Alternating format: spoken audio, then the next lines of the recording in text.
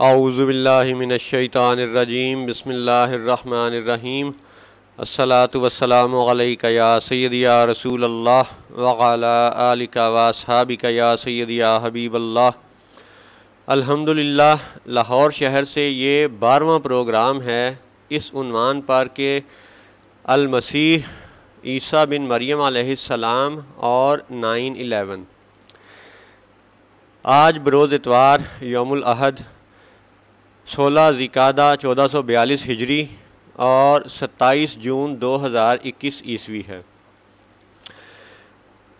اب 12ویں پروگرام کے آغاز سے پہلے تھوڑا سا پچھلا سیاق و سباق یاد رہے کہ 9/11 کے حوالے سے پچھلے پروگراموں میں یہ بتایا گیا کہ برطانوی حکومت نے 1917 میں بالفور ڈیکلیریشن کے ذریعے صہیونی ریاست اسرائیل کے قیام کی نہ صرف باقاعدہ منظوری دی بلکہ بعد کے حالات و واقعات سے یہ ثابت ہے کہ برطانیہ ہی کی مدد سے اور اس کے ساتھیوں ہی کی مدد سے اسرائیل بنا 1948 میں، اور اس کے پھر بالفور ڈیکلیریشن کے 100 سال بعد سن 2017 میں امریکی صدر ٹرمپ نے امریکی حکومت کے ایما پر یہ اعلان کیا کہ وہ یروشلم کو اسرائیل کا سرکاری سطح پر دارالحکومت تسلیم کرتے ہیں۔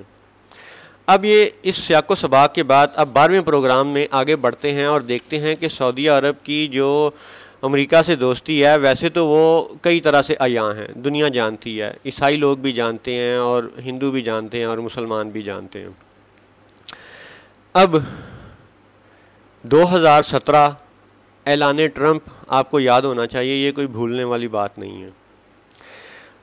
اب جی آپ کے سامنے حوالہ پیش ہے عرب نیوز کا نومبر 2017 کے اخبارات میں سے، ٹھیک ہے، اور یہ اس میں سے ایک اس صاحب کی تصویر بھی شاید آپ کو تھوڑی سی نظر آ جائے۔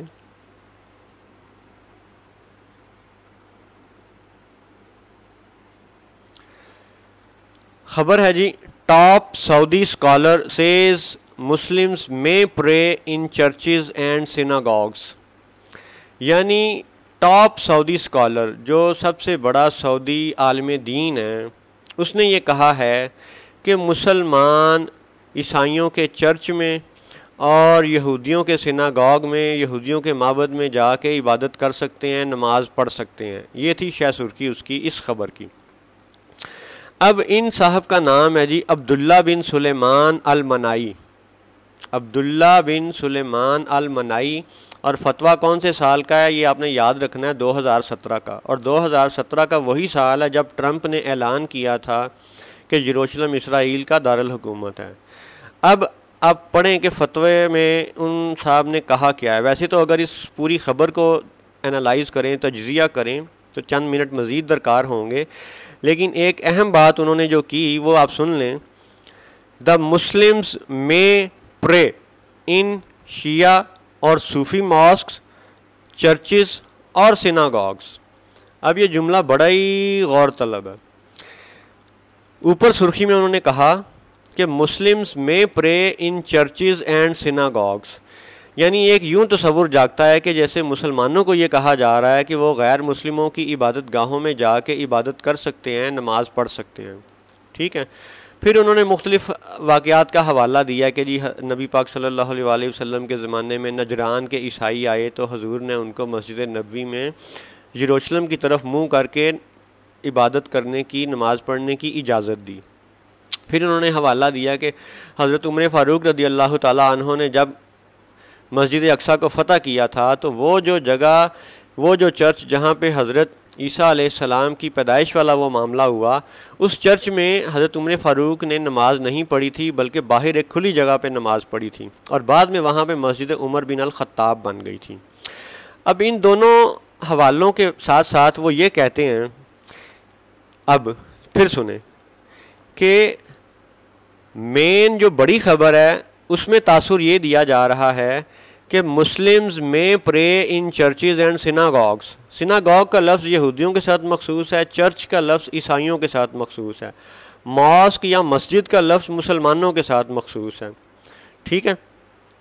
تو اب جملہ سنیں ان مفتی عبداللہ بن سلیمان المنائی کا، اور یاد رہے کہ یہ انہوں نے انٹرویو دیا تھا، الانبا اخبار ہے کویت کا، اور اس انٹرویو میں انہوں نے کہا مسلمز میں پرے ان شیعہ اور صوفی ماسکس، چرچز اور سیناگوگس۔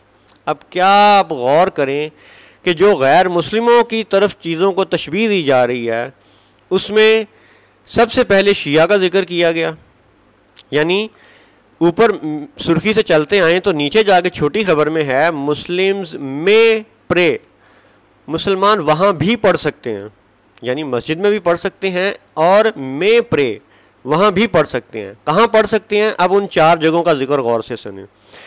یہ کہہ رہے ہیں جی کہ شیعہ کی مسجد میں یا ان کی امام بارگاہ میں جا کے پڑھا جا سکتا، نماز عبادت کی جا سکتی ہے۔ پھر انہوں نے کہا صوفی ماسک۔ اب کیونکہ حقیر لاہور شہر سے ہے تو لاہور شہر کی مثال اور بھی کئی بزرگ ہیں، لیکن یہاں پہ المعروف سیدنا علی بن عثمان الحجویری المعروف داتا گنج بخش رحمۃ اللہ علیہ کا مزار ہے، اور وہیں پہ ساتھ مسجد بھی ہے۔ تو ایسی مساجد جہاں پہ کسی بزرگ کا، ولی اللہ کا، نیک شخص کا مزار ہے اور ساتھ ہی مسجد ہے، تو ان لوگوں کو اس خبر میں صوفی ماسک سے تشبیہ دی گئی ہے، ٹھیک ہے۔ اور ساتھ اگلا لفظ کیا ہے؟ صوفی ماسک قوما چرچز، یعنی غیر مسلموں سے تشبیہ دی جا رہی ہے صوفی ماسک کو۔ آپ کو فتنہ سمجھ آ رہا ہے؟ پھر اور سیناگوگس۔ اب اس جملے کو پھر سنیں، دا مسلمز میں پرے ان شیعہ اور صوفی ماسکس، چرچز اور سیناگوگس، یعنی کہ مسلمانوں کو یہ مفتی صاحب اب 15ویں صدی ہجری میں آ کے اجازت دے رہے ہیں کہ جی مسلمان چاہیں تو شیعہ کی امام بارگاہ میں جا کے عبادت کر سکتے ہیں، صوفی مسجد میں یعنی ولی اللہ کے مزارات والی مسجدوں میں، جیسے لاہور کی داتا صاحب کی مسجد ہے وہاں پہ جا کے، سیدنا میرا حسین زنجانی رحمۃ اللہ علیہ کی مسجد ہے وہاں پہ جا کے، یا دیگر صوفی مسجدوں میں جا کے، اور پھر ساتھ اگلا جملہ ہے، اگلا لفظ ہے چرچ یا سیناگوگ۔ سبحان اللہ جی، کیا بات ہے نجدی مذہب کی کہ وہ 15ویں صدی میں کہتے ہیں کہ اسلام جو ہے وہ ایکسٹریمسٹ مذہب نہیں ہے، ٹیررزم والا مذہب نہیں ہے، سختی والا مذہب نہیں ہے، ٹھیک ہے۔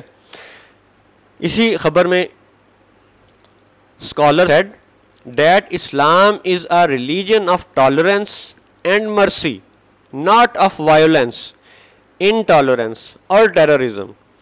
تو جناب اگر آپ ٹالرنس کی بات کرتے ہیں تو پھر آپ کا یہ اگلا جملہ ہی آپ کے اس ٹالرنس والے جملے کی نفی ہے کہ جب آپ شیعہ کو اور صوفی مسجدوں کو چرچ اور سیناگاگ کے پیرائے میں گنتے ہیں، ان کو غیر مسلم ہونے کا تاثر آپ اس خبر میں بھی دے رہے ہیں، تو پھر آپ کی وہ ٹالرنس والی کیپیبلٹی تو خود ہی نلیفائی ہو گئی۔ اچھا چلیں، سال 2017 ٹاپ سعودی اسکالر عبداللہ بن سلیمان المنائی اخبار الانبا کویت کے اخبار کو انٹرویو دیا گیا اور بتایا یہ گیا مسلمز میں پرے ان شیعہ اور صوفی ماسک اور چرچز اور سیناگوگس، ٹھیک ہے، یعنی مسلمان شیعہ یا صوفی مسجدوں میں، یعنی ایسی مسجد میں جس کے ساتھ مزار ہو، اور پھر چرچ ہو، اور پھر سیناگوگ ہو، تو ان سب جگہوں پہ مسلمان جا کے عبادت کر سکتے ہیں۔ یہ اب کا فتویٰ ہے۔ اچھا جناب، تو پھر آپ کیونکہ سعودی اسکالر ہیں تو آپ کو محض یاد دہانی کے لیے یاد کروایا جا رہا ہے کہ سعودیہ عرب میں جو سابقہ نام حجاز مقدس تھا، اس کے مغرب والے حصے میں مدینہ المنورہ، مدینہ شریف نام کا شہر ہے جہاں پہ مسجد نبوی ہے۔ اس مسجد نبوی کی سب سے خاص بات یہ ہے کہ وہاں پہ حضور نبی کریم صلی اللہ علیہ وآلہ وسلم کا مزار مقدس ہے، حضور کی قبر انور ہے، سیدنا ابو بکر صدیق رضی اللہ تعالیٰ عنہ کی، سیدنا عمر فاروق رضی اللہ تعالیٰ عنہ کی قبریں ہیں۔ تو ان قبروں کے حوالے سے آپ کی ڈیفینیشن کے مطابق تو پھر یہ مسجد نبوی صوفی ماسک بنتی ہے، ٹھیک ہے، مزارات والی مسجد بنتی ہے۔ تو پچھلے 100 سال پھر آپ کے فتوے کیا تھے؟ پھر پچھلے 100 سال جو آپ نے اس فتوے کے بغیر وہاں مسجد نبوی میں نماز پڑھی، تو آپ کی اس نماز کی حیثیت دیکھی جائے یا آپ کے اس 2017 والے فتوے کو دیکھا جائے. اور یاد رہے کہ 2017 ٹرمپ کا اعلان یروشلم والا سال ہے. ٹھیک ہے. پھر یہ بات کہ جی نبی کریم صلی اللہ علیہ وسلم نے جو نجران سے آئے ہوئے عیسائیوں کو مسجد نبوی میں یروشلم کی طرف منہ کر کے نماز پڑھنے کی، عبادت کرنے کی اجازت دی، تو پہلی بات یہ ہے کہ وہ حضور صلی اللہ علیہ وسلم کی ذات ہے، ان کی شان اقدس ہے، ان کا اختیار ہے، وہ مالک شریعت ہیں اللہ کے فضل سے. ٹھیک ہے، ٹھیک ہے، انہوں نے اجازت دی، یہ ان کا اختیار تھا. دوسری بات، کیا آپ اسی واقعہ نجران میں قرآن پاک کی نبتہل والی آیت یعنی مباہلہ والی آیت کا انکار کر سکتے ہیں؟ یہ وہی نجران کا وفد تھا جس کا ایک لیڈر ثاقب نام کا عیسائی تھا، اور جب وہ مدینہ میں پہنچے اور جب حضور صلی اللہ علیہ وسلم نے ان کو مباہلہ کی دعوت دی اور انہیں کہا کہ چلو لے آؤ اپنی عورتیں، ہم بھی اپنی عورتیں لے آتے ہیں، لے آؤ اپنے بچے، ہم بھی اپنے بچے لے آتے ہیں. ٹھیک ہے. اور پھر اللہ سے دعا مانگتے ہیں کہ جو حق والا ہے اس کو زندہ رکھے اور جو باطل ہے، جو جھوٹا ہے، اس کو اللہ ہلاک کر دے. تو وہ ثاقب اور وہ نجران کا وہ گروہ تھا، وہ خوف زدہ ہو گئے، ڈر گئے، کیونکہ انہیں پتہ تھا کہ نبی کے منہ سے نکلی ہوئی بات سچ ہوتی ہے، اور وہ مباہلے سے مکر گئے، ڈر گئے، فرار اختیار کیا.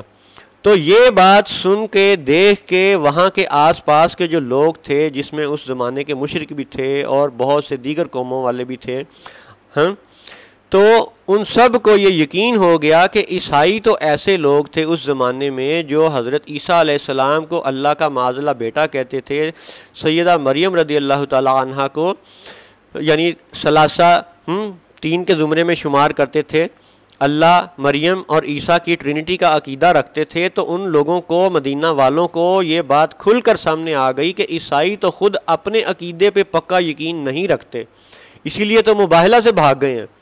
تو اس مباہلہ والی آیت قرآنی کا آپ انکار کیسے کر سکتے ہیں؟ چلیں آگے بڑھتے ہیں. آگے آپ نے یہ حوالہ دیا اسی خبر میں، نومبر 2017 کی خبر میں، اسی منائی صاحب کے فتوے میں، کہ Christians are allowed to enter mosques except the grand mosque in Mecca and pray in them. یعنی عیسائیوں کو اجازت ہے کہ وہ دنیا بھر کی تمام مساجد میں داخل ہو سکتے ہیں، نماز پڑھ سکتے ہیں، عبادت کر سکتے ہیں.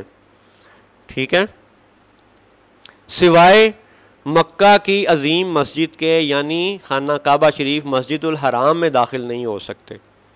اچھا جناب، چلیں اب اس کا بھی تجزیہ آپ سن لیں کہ آپ سعودی اسکالر ہیں اور آپ عبداللہ بن سلیمان المنائی کو اخبار عرب نیوز ٹاپ سعودی اسکالر لکھتا ہے، تو آپ ہائی رینک آفیسر ہیں وہاں کے، آل شیخ محمد بن عبد الوہاب نجدی کی نسل میں سے آپ ہیں، اسی مکتب فکر سے آپ ہیں.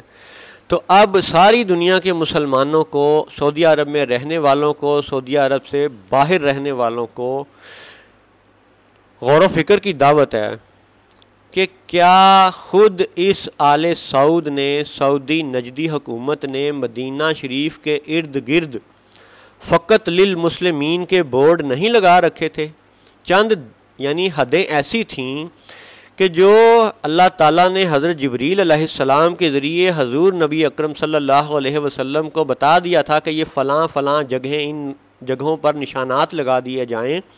ٹھیک ہے، تو وہ نشانات سلطنت عثمانیہ کے حکمرانوں نے بھی پختہ تعمیر کیے ہوئے تھے، اور جب ان کو آپ نے برطانوی حکومت کی مدد سے مار کے بھگایا اور حجاز کو آپ نے سعودیہ عرب بنایا، تو اس سعودیہ عرب بنانے کے بعد سے 2017 تک خود آپ کی آل سعود کی نجدی حکومت نے وہاں پہ ان حدوں کے پکے پختہ نشانات تعمیر کیے ہوئے تھے، جس کی ایک معروف مثال مدینہ شریف کی میقات میں بھی موجود ہے.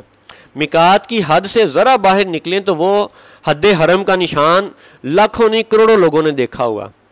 آج بھی موجود ہے، 2021 میں آج بھی وہ حد حرم کا نشان موجود ہے جہاں پہ آپ نے یہ لکھ کے بورڈ لگائے ہوئے تھے فقط للمسلمین۔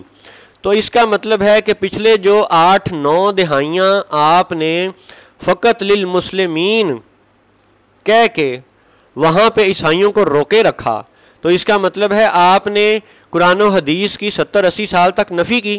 اب آپ کو 2017 میں یاد آیا کہ عیسائی جو ہیں وہ مسجد نبی میں بھی داخل ہو سکتے ہیں، اور یہ وہی سال تھا جب ٹرمپ اعلان کر رہا ہے کہ یروشلم اسرائیل کا دارالحکومت ہے، اور یہ صہیونی لوگ وہ ہیں جو معاذ اللہ خیبر اور مدینہ تک اپنی ریاست قائم کرنا چاہتے ہیں۔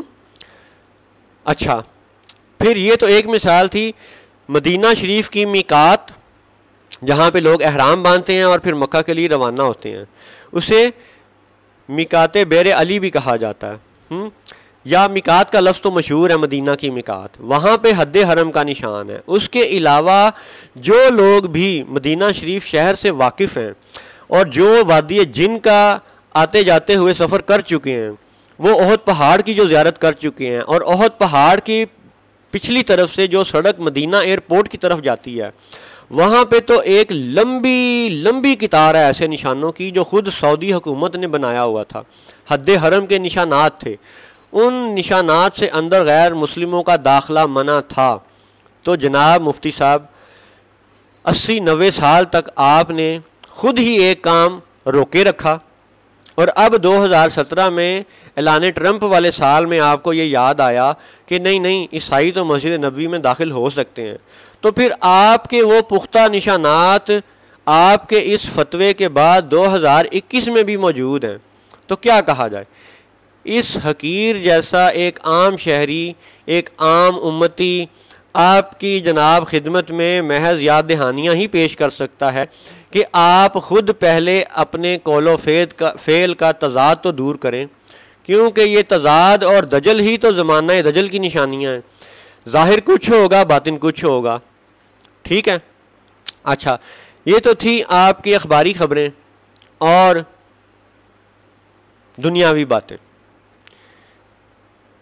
اب چونکہ آپ لوگ بخاری شریف کو بڑی اہمیت دیتے ہیں، حالانکہ بخاری شریف لگ بھگ قرآن پاک کے نزول سے تقریباً 300 سال بعد لکھی گئی کتاب ہے، اندازاً 300 سال بعد لکھی گئی کتاب کو آپ سب سے زیادہ اہمیت دیتے ہیں، اور ان 300 سالوں میں جو لکھی گئی کتابیں ہیں جو امام بخاری کے استادوں نے لکھی ہیں ان کو آپ نظر انداز کرتے ہیں۔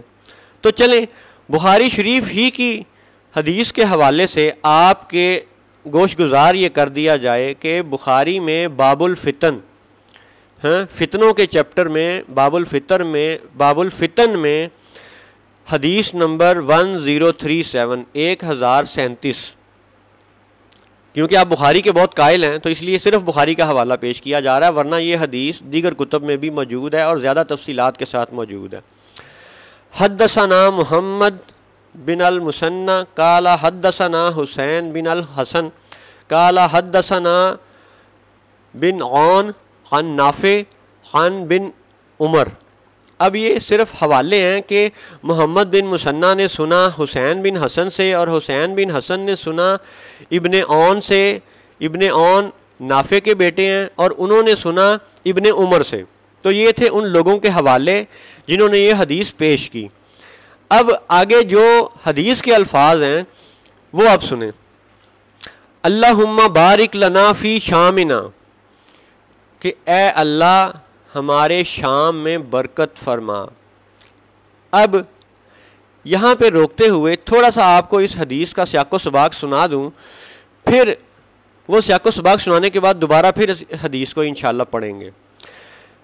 آج بھی جو لوگ مسجد نبوی کی زیارت کرتے ہیں الحمدللہ، اور جو کر چکے ہیں، اور بہت سو کو یہ پتہ ہے، جانتے ہیں، کتابوں میں تصویریں موجود ہیں، حقیقت میں بھی وہ ستون موجود ہے آج 2021 عیسوی میں 1442 ہجری میں بھی، کہ روضہ پاک کی جالیاں یعنی 4 دیواریں ہیں اس کی، ٹھیک ہے، مشرق مغرب شمال جنوب، اور جو گنبد شریف کے نیچے قبر مبارک والا حصہ ہے اس کے نیچے جب آپ باب سلام سے داخل ہوتے ہیں اور باب بقی سے باہر چلے جاتے ہیں تو وہاں پہ مواجہ شریف آتی ہے. تو وہاں سے مواجہ شریف شروع ہونے سے پہلے تھوڑا سا لیفٹ کی طرف آپ دیکھیں، یعنی اگر آپ کا رخ اس طرح سے ہے کہ آپ کا منہ احد پہاڑ کی جانب ہے، مواجہ شریف کی جانب ہے، تو جو لیفٹ سائیڈ والی دیوار بنتی ہے حجرہ مبارک کی، وہاں پہ مختلف ستون ہیں. اس میں سے ایک ستون کا نام ہے استوانا الوفود، اور یہ لفظ ترکی سلطنت کا اس زمانے کا لکھا ہوا اس ستون پہ آج بھی موجود ہے. الحمدللہ اس حقیر نے خود بھی اس ستون کو دیکھا ہے. الحمدللہ آج بھی وہ ستون موجود ہے. اس ستون کا نام ہے استوانا الوفود، یعنی دا پلر آف ڈیلیگیشنز، یعنی کہ یہ وہ جگہ تھی جب حضور صلی اللہ علیہ وسلم کا ظاہری حیات کا زمانہ تھا تو مختلف ملکوں، علاقوں، شہروں سے آنے والے لوگ، وفد، وفود جب حضور سے ملتے تو اس جگہ بیٹھ کے ملاقات ہوا کرتی تھی. تو اسی حوالے سے اس جگہ کا نام، اس ستون کا نام سلطنت عثمانیہ نے استوانا الوفود احادیث کی نسبت سے رکھا ہوا ہے، اور وہ ستون آج بھی موجود ہے. اب یہ اس استوانا الوفود کی جگہ پہ بیٹھے ہوئے یہ حدیث ہے. ٹھیک ہے، اب آپ سنیں کہ ملک شام کے لوگ بھی موجود ہیں، ملک یمن کے لوگ بھی موجود ہیں، اور سعودیہ عرب کے نجد کے علاقے کے لوگ بھی موجود ہیں، اور وہ حضور صلی اللہ علیہ وآلہ وسلم کی بارگاہ میں برکت کی دعا کر رہے ہیں. ٹھیک ہے، اب سنیں، اللہم بارک لنا فی شامنا وفی یمننا کالا کالو وفی نجدنا کالا کالا اللہم بارک لنا فی شامنا وفی یمننا کالا کالو وفی نجدنا کالا کالا ہناک الزلزا ہناک الزلزا لا حول ولا قوة الا باللہ العلی العظیم کالا کالا ہناک الزل کالا کالا ہناک الزلازلو زلازلو یعنی زلزلے کی جمع. معذرت، میرے سے پڑھنے میں غلطی ہو رہی تھی، نظر کمزور ہو گئی ہے، معذرت. زلازلو یعنی زلزلے کی جمع ہے. تو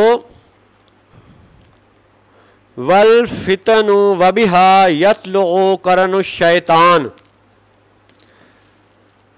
اب یہ الفاظ عربی کے آپ نے سن لیے، تو اب اس کا اردو ترجمہ بھی سن لیں.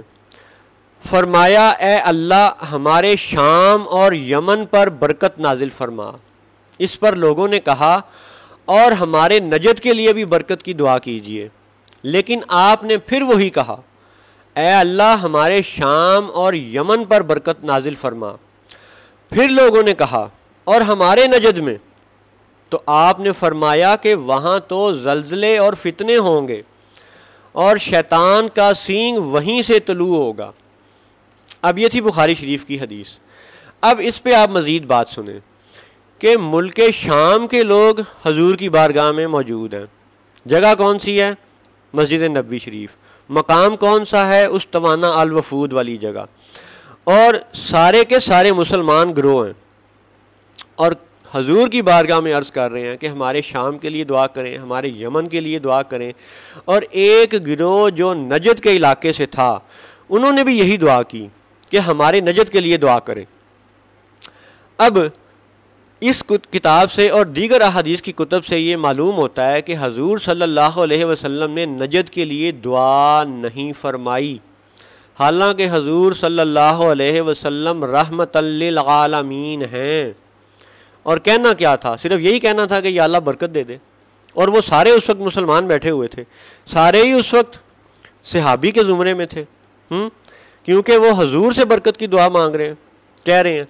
اب یہاں پہ ایک نقطہ تو یہ بھی سمجھنے والا ہے کہ حضور نے ان صحابیوں کو، ان دعا کی گزارش کرنے والوں کو یہ نہیں فرمایا کہ جاؤ جا کے اللہ سے براہ راست مانگو، وہ تمہیں دے گا، وہ تو تمہاری شرک سے بھی قریب ہے، وہ تو سنتا ہے، وہ تو دلوں کے راز بھی جانتا ہے. لیکن حضور نے یہ ارشاد نہیں فرمایا.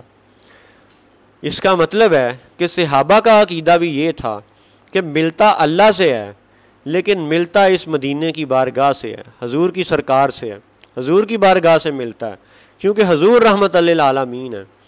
اب اس واقعے پہ پھر غور کریں۔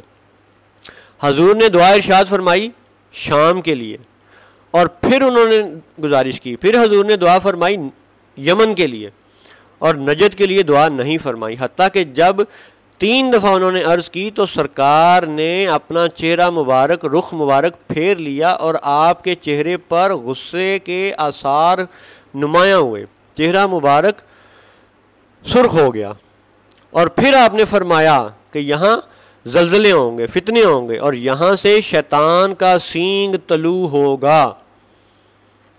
اب یہ حدیث آج بھی بخاری شریف میں موجود ہے، اور آج کے اگر سعودی وہابیوں سے اس حدیث کا ذکر کیا جائے تو وہ یہ کہتے ہیں کہ یہ اس حدیث میں جو نجد کا ذکر ہے وہ عراق والا نجد ہے۔ تو اب آج کے 2021 عیسوی اور 1442 ہجری کے مسلمانوں سے یہ گزارش ہے کہ جناب آپ خود ہی سوچیں کہ آپریشن ڈیزرٹ سٹارم، جس کی سالگرہ عرب نیوز مسلسل 30 سالہ سالگرہ اس 2021 میں منا رہا ہے، ٹھیک ہے، اس آپریشن ڈیزرٹ سٹارم میں کیا عراق نے امریکہ کے ساتھ مل کے سعودیہ کو قتل کیا، یا سعودیہ نے امریکہ کے ساتھ مل کے عراق کو قتل کیا؟ گراؤنڈ ریالٹیز کیا ہیں؟ اس حقیقت کو دیکھنے والے اس حقیر کی طرح لاکھوں نہیں، کروڑوں نہیں، بہت سے لوگ آج بھی موجود ہیں جنہوں نے اس آپریشن ڈیزرٹ سٹارم میں دیکھا کہ سعودیہ نے امریکہ کے ساتھ مل کر کے عراق کے مسلمانوں پہ حملہ کیا، وہاں پہ شدید بمباری ہوئی، قتل و غارت ہوئی، اور پھر آج کی حقیقت یہ ہے کہ عراق میں سے سنی حکومت کو ختم کر دیا گیا۔ اب صدام کی اچھائیاں برائیاں وہ چلیں جی ٹھیک ہے، اچھائیاں بھی کی برائیاں بھی کی، وہ ایک الگ ٹاپک ہے، لیکن آپ اس نجد کے حوالے سے آل سعود کا کردار دیکھیں کہ انہوں نے امریکہ کے ساتھ مل کر کے عراق پہ حملہ کیا، ٹھیک ہے۔ تو اب گراؤنڈ ریالٹی یہ ہے کہ بخاری شریف کی حدیث عراق والے نجد کے لیے نہیں ہے، بلکہ سعودیہ والے، حجاز والے نجد کے لیے ہے۔ یہ آپریشن ڈیزرٹ سٹارم ثبوت ہے۔ دوسری بات، آپ حدیث کے الفاظ پر ہی دوبارہ غور کر لیں۔ عربی میں الفاظ ہیں وفی نجدنا، اور ہمارے نجد۔ اب ہمارا نجد مینز حجاز کا نجد۔ تو حدیث کے الفاظ بھی یہ ظاہر کرتے ہیں، گراؤنڈ ریالٹیز بھی یہ ظاہر کرتی ہیں، اور 2017 کا اعلان ٹرمپ اور 2017 کا یہ منائی صاحب کا فتویٰ، یہ ساری کڑیاں کس بات کی طرف اشارہ کرتی ہیں؟ یہ اسی بات کی طرف اشارہ کرتی ہیں جس کو امت مسلمہ کے لوگ تو سمجھ رہے ہیں لیکن حکمران سمجھنے پہ تیار نہیں ہیں۔ تو اب حدیث سے بڑھ کر کے قرآن پاک کی طرف آ جائیں اور وہاں پہ دیکھ لیں کہ قرآن پاک میں فتنہ دجال کے حوالے سے، آل سعود لوگوں کے حوالے سے کیا نشانیاں بتائی گئی ہیں۔ اب ظاہرہ نشانی نشانی ہوتی ہے، نشانی کو سمجھنے کے لیے اللہ تعالیٰ نے عقل دی ہوئی ہے۔ اب اس عقل کو آپ ذرا سامنے رکھتے ہوئے سوچیں کہ قرآن و حدیث سے یہ ثابت ہے کہ سیدنا داؤد علیہ السلام اور سیدنا سلیمان علیہ السلام وہ کس ملک اور کس جگہ سرزمین کے رہنے والے تھے؟ فلسطین کے، یروشلم کے رہنے والے تھے۔ جہاں پہ آج مسجد اقصیٰ ہے وہیں پہ حضرت سلیمان علیہ السلام نے جنوں سے وہ مسجد بنوائی تھی، اور قرآن پاک میں اس مسجد کا ذکر بطور مسجد ہے، ٹھیک ہے، بطور چرچ نہیں ہے، بطور سیناگوگ نہیں ہے۔ قرآن پاک میں حضرت سلیمان کے واقعے میں اس کو مسجد ہی کہا گیا ہے۔ انشاءاللہ اگلے پروگرام میں وہ آیات پیش کر دی جائیں گی۔ فی الوقت آپ یہ دیکھیں کہ حضرت سلیمان کا تخت یروشلم میں تھا، ٹھیک ہے۔ تو جب اللہ تعالیٰ نے ان کو ان کی ظاہری حیات میں ہی آنے والے وقت کو، فیوچر کو دکھا دیا، اور ان کو دکھایا کہ کس طرح ان کی کرسی پر ایک جسد یعنی دجال، یعنی مسیح الدجال، یعنی جھوٹا، یعنی کذاب آ کے بیٹھے گا اور حکومت کرے گا، تو اس فیوچر ویژن کو دیکھتے ہوئے حضرت سلیمان علیہ السلام نے اللہ کی بارگاہ میں توبہ پیش کی، مغفرت کی دعا مانگی، اور اس ساری بات کا حوالہ قرآن پاک میں 38ویں سورت میں سورہ صاد میں مذکور ہے۔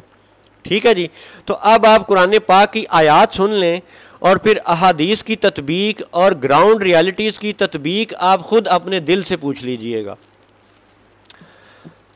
اعوذ باللہ من الشیطان الرجیم، یہ جی 34 اور 35 نمبر آیت ہے قرآن پاک کی۔ اعوذ باللہ من الشیطان الرجیم، وَلَقَدْ فَتَنَّا سُلَيْمَانَ وَأَلْقَيْنَا عَلَىٰ كُرْسِيِّهِ جَسَدًا ثُمَّ أَنَابَ قَالَ رَبِّ اغْفِرْ لِي وَهَبْ لِي مُلْكًا لَا يَنبَغِي لِأَحَدٍ مِّن بَعْدِي إِنَّكَ أَنتَ الْوَهَّابُ۔ اب اس کا ترجمہ آپ سنیں۔ اور بے شک ہم نے سلیمان کو جانچا اور اس کے تخت پر ایک بے جان بدن ڈال دیا، پھر رجوع لایا، عرض کی اے میرے رب مجھے بخش دے اور مجھے ایسی سلطنت عطا کر کہ میرے بعد کسی کو لائق نہ ہو، اور بے شک تو ہی ہے بڑی دین والا۔ اب اس پہ چند لفظ بڑے قابل غور ہیں۔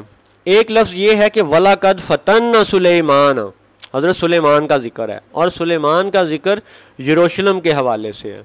ٹھیک ہے، وَأَلْقَيْنَا عَلَىٰ كُرْسِيِّهِ جَسَدًا، کہ ان کی کرسی پہ جسد کو بیٹھا ہوا دکھایا گیا۔ یعنی یہ وہ فیوچر ویژن تھا کہ ان کی کرسی پہ یعنی حضرت سلیمان کے تخت پر جسد کو بیٹھے ہوئے دکھایا گیا۔ اور یہاں پہ قرآن پاک میں اس جسد سے مراد المسیح الدجال ہے، جس کا ذکر احادیث کی کتب سے ملتا ہے، حدیث سے پتہ چلتا ہے۔ اور یہاں پہ یہ بات پھر سے عرض کر دوں کہ قرآن پاک کی ایک نہیں، دو نہیں، دسیوں نہیں، بیسیوں نہیں، سینکڑوں ایسی آیات ہیں کہ جن کی تشریح و تفصیل ہمیں ملتی ہی حدیث سے ہے۔ مثلا نماز کے احکامات قرآن پاک میں سینکڑوں آیات میں موجود ہیں، لیکن یہ نہیں بتایا گیا قرآن پاک میں کہ فجر کی 2 سنتیں ہوں گی، 2 فرض ہوں گے، ظہر کی اتنی سنتیں، اتنے فرض، اتنی نفل ہوں گے۔ ٹھیک ہے، تعداد اور احکامات، اور اگر رکوع رہ گیا یا سجدہ رہ گیا یا فلاں رکن بھول گیا تو کیا مسئلے مسائل ہوں گے، کیا ان کے حل ہوں گے، کہاں نماز دہرانی پڑے گی، کہاں سجدہ سہو کرنا پڑے گا، یہ ساری تفصیلات ہمیں نماز کی کہاں سے ملتی ہیں؟ حدیث سے ملتی ہیں۔ تو قرآن کی آیتوں کی تفصیل اگر حدیث سے ملے تو اس کا مطلب ہے کہ قرآن اس بات کا ثبوت ہے کہ حضور اللہ کے دیے ہوئے فضل سے، اللہ کے دیے ہوئے علم سے اتنا علم غیب جانتے ہیں کہ قرآن کی تشریح بھی ہمیں حدیث سے ملتی ہے۔ تو یہ حضور کی شان ہے، یہ حضور کی نعت ہے کہ قرآن بھی حضور کے علم غیب کا ثبوت ہے۔ یعنی نماز کی تفصیل قرآن میں نہیں ہے، حدیث میں ہے۔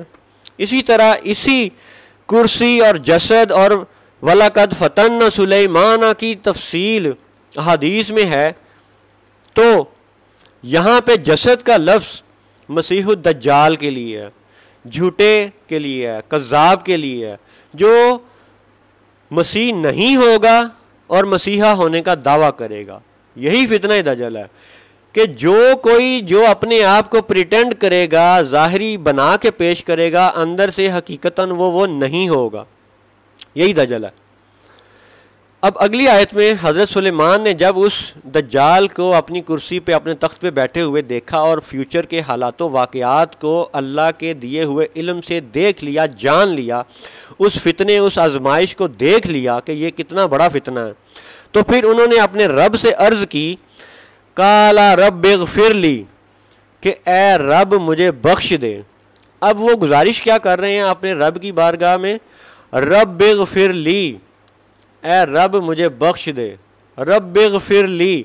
تو آگے جا کے اللہ تعالیٰ کا نام رب اغفر لی کے حوالے سے الغفور مذکور ہونا چاہیے تھا۔ ٹھیک ہے، الرحیم، الرحمن، الغفور، اس طرح کا نام مذکور ہونا چاہیے تھا. اور قالا رب اغفر لی کی نسبت سے اللہ تعالیٰ کا جو سب سے یعنی مطابقت والا نام ہے وہ الغفور ہے، لیکن اسی آیت کے اگلے حصے میں الغفور مذکور نہیں ہے. اب آپ سنیں کہ کیا مذکور ہے. قالا رب اغفر لی وہب لی ملکا لا ينبغی لأحد من بعدی انک انت الوہاب. اب آپ کو سمجھ آئی کہ جن آیات کے تسلسل میں سلیمان کے تخت پر جسد یعنی دجال کا ذکر ہے، اس سے بالکل اگلی آیت میں انک انت الوہاب کا ذکر ہے. تو اب آپ آج کی گراؤنڈ ریالٹیز کو دیکھ لیں کہ آج جون 2021 میں ذوالقعدہ 1442 ہجری میں ابھی بھی سعودیہ عرب کی فوجیں امریکہ کی فوجوں کے ساتھ مل کر کے مشترکہ جنگی مشقیں کر رہی ہیں. تو کیا ان مشترکہ جنگی مشقوں کے بعد آل سعود قبلہ اول کو اپنے قبضے میں لینے کی کوشش کریں گے، اپنے انتظام میں لینے کی کوشش کریں گے؟ کیونکہ یہ تو سنت عمر فاروق رضی اللہ تعالیٰ عنہ ہے کہ وہ تو مدینہ شریف میں بیٹھ کے دونوں قبلوں کا انتظام کرتے ہیں. تو کیا آل سعود آج 2021 میں جو امریکہ کی فوجوں کے ساتھ مشترکہ جنگی مشقیں کر رہے ہیں، کیا وہ مسجد اقصیٰ کی فتح کے لیے ہیں؟ اس سوال کا جواب آپ خود ہی ڈھونڈیں. اور پھر کرسی یہی جسدن والی آیت کے فوراً بعد رب اغفر لی کی دعا حضرت سلیمان نے مانگی اور اللہ کا نام مذکور ہے الوہاب. تو اب آپ کو سمجھ آئی کہ قرآن پاک کی آیات کا تسلسل کس طرف نشانی بیان کرتا ہے. اللہ تعالیٰ نے جو غیب کی خبریں حضور کو دیں اور جو حضور کے تسلسل سے صحابہ کے تسلسل سے ہم تک پہنچیں، ان کا اشارہ کیا ہے کہ وہ جو کرسی اور جسد اور دجل والا معاملہ ہوگا اس کے ساتھ الوہاب کی نسبت والے لوگ شامل ہوں گے. اور آج بھی آپ دیکھ لیں کہ اتنا سب کچھ ہو جانے کے باوجود ابھی جون 2021 میں بھی سعودی حکومت کا موقف یہ ہے کہ ہمیں 2 ریاستی فارمولہ مان لینا چاہیے، ہمیں 1967 کے بارڈرز کو تسلیم کر لینا چاہیے. تو کیا یہ قرآن پاک کی آیات کی مطابقت آپ کو سمجھ آتی ہے؟ کیا آپ کو سمجھ آتی ہے کہ حدیث شریف میں بخاری شریف میں وفی نجدنا کون سا نجد ہے؟ یہ وہی نجد ہے جو سعودی عرب کے بریدہ، قصیم، ریاض وغیرہ کے علاقے ہیں. یہ وہی نجد ہے اور یہ وہی لوگ ہیں جو الاحسا سے اٹھے ہیں. اور الاحسا سے مسیلمہ بن کذاب کی تاریخ بہت سے لوگوں کو آج بھی معلوم ہے. تو اب جب اخبارات کا حوالہ بھی آپ کی خدمت میں پیش کر دیا، حدیث پاک کا حوالہ بھی آپ کی خدمت میں پیش کر دیا، قرآن پاک کی آیات کا حوالہ سورہ صاد کی آیات نمبر 34 اور 35 کا حوالہ بھی آپ کی خدمت میں پیش کر دیا، تو اب آپ خود ہی وضو کریں، قرآن پاک کھولیں اور ان سورہ صاد کی آیات 34 اور 35 پر غور کریں اور پھر سوچیں کہ 2017 میں ٹرمپ کا اعلان یروشلم سامنے آتا ہے اور 2017 ہی میں عبداللہ بن سلیمان المنائی کا فتویٰ سامنے آتا ہے. ٹھیک ہے، تو اب کڑیاں کہاں سے کہاں مل رہی ہیں، یہ فیصلہ آپ لوگوں پہ ہے. پھر دوسری بات کہ اگر یہ صوفی صاحب، نہیں صوفی تو یہ نہیں ہے، یہ تو نجدی العقیدہ ہیں، یہ صوفی کو نہیں مانتے. ان کی خبر ہے عبداللہ بن سلیمان المنائی کا بیان ہے دا مسلمز میں پرے ان شیعہ اور صوفی ماسکس اور چرچز اور سیناگوگس. تو اب یہ شیعہ کی امام بارگاہ کو، داتا صاحب جیسی مزارات والی مساجد کو چرچ اور سیناگوگ کے پیرائے میں شمار کرتے ہیں. ٹھیک ہے، اور آج ان کو یاد آیا کہ جی غیر مسلم مسجد نبوی میں داخل ہو سکتے ہیں. تو اب آپ کو یہ بھی یاد رہنا چاہیے کہ اگر صہیونی ریاست یروشلم کو اپنا صدر مقام بنا کے اس وقت بیٹھے ہوئے ہیں تو پھر وہ خیبر کی طرف کیوں بڑھنا چاہتے ہیں؟ کیا عالمی میڈیا کے دیکھنے والے یہ نہیں جانتے کہ وہ خیبر کی طرف بڑھیں گے؟ کیا احادیث سے یہ مفہوم ہمیں سب کو کلمہ گو لوگوں کو نہیں پتا کہ دجال مدینے پہ حملہ آور ہوگا؟ ہاں وہی نشانات، وہی حد حرم کے نشانات جن کی آپ نفی کر رہے ہیں، وہ دجال ان نشانات سے آگے نہیں آئے گا۔ جو لوگ مدینہ شریف کے شہر سے واقف ہیں ان کو یاد ہونا چاہیے کہ مدینہ شریف کی جب آپ سیکنڈ رنگ روڈ سے نکلتے ہیں تو جو سڑک تبوک کی طرف جاتی ہے وہاں پہ مدینہ کا بہت بڑا قرآن پاک کی نشر و اشاعت والا ایک ادارہ ہے، جہاں پہ بہت بڑا ایک پتھر کی صورت میں تعمیر کیا گیا قرآن پاک مونوگرام کی صورت میں، لینڈ مارک کی صورت میں بنا کے رکھا گیا ہے۔ وہ تبوک کی سڑک وہیں سے شروع ہوتی ہے اور مدینہ سے تبوک کی طرف چلتی ہے، اور وہاں بھی حد حرم کا نشان موجود ہے۔ اور اسی سڑک سے باہر کی طرف نکلیں تو بالکل جو اگلا پہاڑ ہے وہاں پہ ایک اس وقت آل سعود کا بنایا ہوا کسی شہزادے کے لیے ایک سفید محل نظر آتا ہے، جہاں پہ عوام الناس کی رسائی تو نہیں ہے، لیکن احادیث سے یہ معلوم ہوتا ہے کہ دجال جب مدینے کی جانب حملہ آور ہوگا تو وہ ایک سفید محل میں آ کے قیام کرے گا، اور اب وہ محل موجود ہے۔ اگر کوئی لوگ حج عمرہ والے احد پہاڑ کی زیارت کے لیے جائیں اور شہدائے احد کی قبور کی زیارت کے لیے جائیں اور بالخصوص سیدنا جناب حمزہ رضی اللہ تعالی عنہ کی قبر مبارک پر سلام عرض کرنے کے لیے دعا کے لیے حاضر ہوں تو وہاں جو تیر اندازوں کا پہاڑ ہے جسے جبل رمات کہا جاتا ہے، جو کہ ایک چھوٹے قد والا پہاڑ ہے، یاد رہے کہ جبل احد ماشاءاللہ بڑے قد والا پہاڑ ہے، اس کے قریب حضرت حمزہ رضی اللہ تعالی عنہ کی قبر مبارک ہے جہاں غزوہ ہوا تھا، جہاں جنگ لڑائی ہوئی تھی۔ تو یعنی قبر سے مسجد نبوی کی طرف چلیں تو چند قدموں کے فاصلے پہ جبل رمات ہے جو تیر اندازوں کا پہاڑ تھا۔ اب اگر آپ اس جبل رمات کے اوپر چڑھ جائیں اور اپنا منہ مسجد نبوی شریف کی طرف کر دیں تو آپ کی کیفیت یوں ہوگی کہ جبل احد آپ کے پیچھے کمر کی طرف آ جائے گا، مسجد نبوی آپ کے سامنے رخ پہ ہوگی، آپ جبل رمات پہ کھڑے ہیں، اور جب آپ اپنے دائیں طرف دیکھیں گے تو آپ کو دور ایک پہاڑی پہ سفید محل نظر آئے گا۔ یہ وہی محل ہے جہاں تک وہ دجال پہنچے گا، اور اس سے آگے یہ وہی حد حرم کا نشان ہے جس کی یہ مفتی یا ان کے عالم عبداللہ بن سلیمان المنائی جس نشان کی نفی کر رہے ہیں، حقیقت یہ ہے کہ دجال اسی حد حرم کے نشان سے آگے نہیں بڑھ سکے گا انشاءاللہ تعالی۔ کیوں؟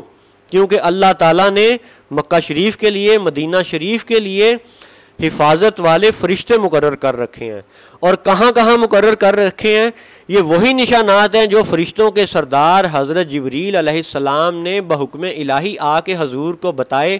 حضور نے صحابہ کرام کو نشانیاں بتائیں، صحابہ کرام نے وہاں اس دور میں پتھر رکھے، بعد میں سلطنت عثمانیہ نے وہاں پہ پکے نشانات تعمیر کیے، حتیٰ کہ آل سعود نے خود ان نشانات کو پکا تعمیر کیا، اور وہ پکے نشانات آج بھی 2021 میں بھی موجود ہیں۔ اب آل سعود پتہ نہیں کب ان نشانوں کو ختم کر دے، ان کے متعلق کچھ کہا نہیں جا سکتا، فی الوقت وہ موجود ہیں، اور یہ وہی نشانات ہیں جن نشانوں سے آگے دجال نہیں بڑھ سکے گا۔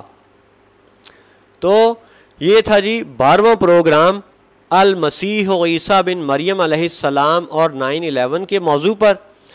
تو آل سعود کے حوالے سے حضرت سلیمان علیہ السلام، ان کی کرسی اور کرسی پہ بٹھایا جانے والا جسد، اور پھر اگلی آیت میں انک انت الوہاب کا ذکر، جبکہ وہ تو قال رب اغفر لی کہہ رہے تھے، تو وہاں پہ الغفور نہیں فرمایا گیا، الوہاب کا ذکر کیا گیا۔